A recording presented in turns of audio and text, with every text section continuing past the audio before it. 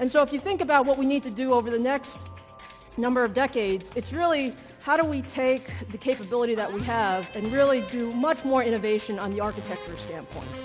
And that is our focus in heterogeneous computing. She's looking towards different things we can use technology to improve the world, right, and make our lives better. And that's ultimately the goal of conferences like ISSCC and the work that we do here. What could be possible in my lifetime, things that I kind of saw on TV shows in science fiction that you think that would be great. The complexity of the computations I need to go into, face detection, voice recognition, and all that stuff, and it's a huge problem that's never been very well solved, and you just can't do it with a single processor. So. Going from single-core processors to multi-core processors to heterogeneous processors, which are very, very common, whether you're talking about big servers like high-performance computing, or you're talking about today's PCs and tablets.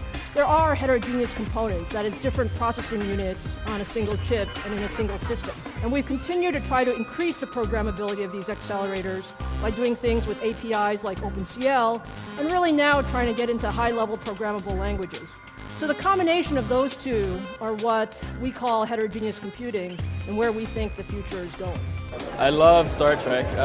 Ever since I've been a little kid, I've watched Star Trek. I love Geordi LaForge. He and his engineering skills about the warp engine.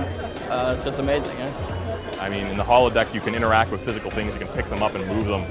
And that's going to be, these are things that can be reconfigured digitally. I think that's going to be quite the challenge in the future. You can imagine a world, and you are actually part of that world. You can imagine whatever you want, and yeah, it's just fantastic.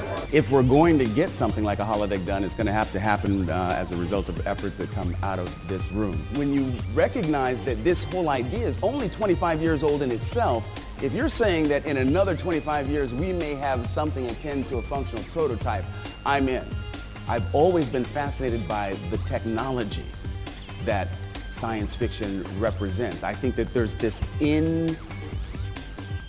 impossible to separate link, this link between that which we imagine and that which we create. And it is science fiction literature that for me has always asked what I believe are two of the most important words in combination in language, and that's what if.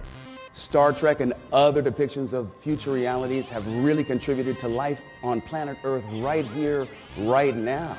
And in my own experience in science fiction lore, we've gone from the flip phone as a result of the communicator.